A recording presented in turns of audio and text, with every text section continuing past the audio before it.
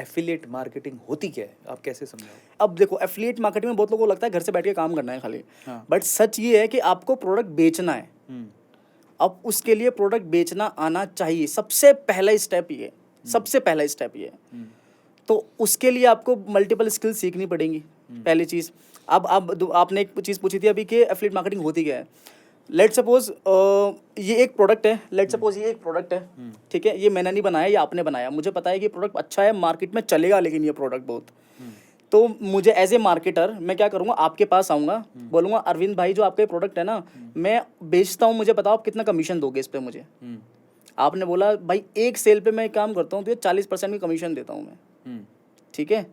अब जो 40% का कमीशन आ रहा है, that is my earning, right. मतलब इसको भी समझ लेते हैं कि अगर मान लो कि एक सेल पे 40% देते हो तो कमाता ही नहीं होगा वो, अब वो जोड़ लेता है उस मार्जिन को। मैं आपको बताता हूँ, ये तो फिजिकल प्रोडक्ट हो गया ना। हाँ। उसमें क्या होते हैं, कुछ सॉफ्टवेयर्स होते हैं, तो अब सॉफ्टवेयर तो एक टाइम बनाया खाली, हाँ।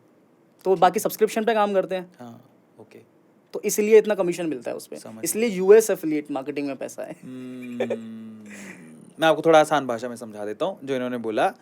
एक सॉफ्टवेयर है जिसको बनाने में बहुत कम पैसा लगता, बहुत पैसा लगा पर वन टाइम पैसा लगा, मान लो चलो 10 लाख रुपए लग गए, 20 लाख रुपए लग गए वन टाइम लगे, पर वो सॉफ्टवेयर एक बार बन गया, जितने लोग उसे यूज़ करेंगे उतने उसको जो यूज़ करेगा वो पैसा भी तो देगा।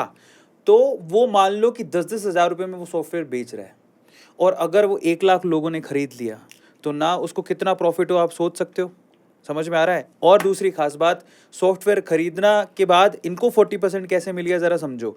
मान लो वो 10,000 रुपये में बेच रहा है, 4,000 रुपये इसको दे दिए, 6,000 रुपये उसके पॉकेट में। अभी तो उसने 10 लाख लगाए थे, एक कस्टमर से 6,000 मिले हैं, लेकिन जब वो सॉफ्टवेयर खरीदेगा, बार बार अपडेट करेगा, वहाँ से रिकरिंग अमाउंट जो उसको मिलता रहेगा, उसमें एफिलिएट मार्केटर नहीं होता, तो वो वहाँ से कमा लेता है और ये शुरू में कमा लेते हैं। अब समझ में आ गया आपको, क्योंकि आप अपडेट भी तो करते हो, विंडो भी अपडेट करते हो, कोई भी सॉफ्टवेयर अपडेट करते हो, या फिर साल भर बाद उसे वापस भी तो खरीदते हो, क्योंकि उसकी एक लिमिट होती है। समझ में आया? तो इस तरह इसमें भी एक ट्विस्ट है। हाँ बताइए। आपने अभी बोला ना कि मतलब वो वन टाइम मुझे मिल रहा है, मुझे भी वन टाइम नहीं मिलता है उसमें। अच्छा, उसमें रिकरिंग है। जितनी बार वो अपग्रेड करेगा उस हाँ। पे एक परसेंटेज सेट होता है, लेकिन उस पे 50 नहीं मिलेगा आपको। हाँ। मतलब मल्टीपल एफिलिएट प्रोग्राम्स होते हैं। हाँ। तो उस पे क्या होगा कि लेट सपोज पे 100, आपको 100 में से वो 10% दे दिया, किसी पे आपको 15% दे दिया, अकॉर्डिंग टू द वेंडर। जहाँ भी उसको लगता है ज्यादा प्रॉफिट उस पर हो रहा है, वो उसके अकॉर्डिंगली आपको कमीशन देगा, लेकिन हर एक अपग्रेड पे देगा।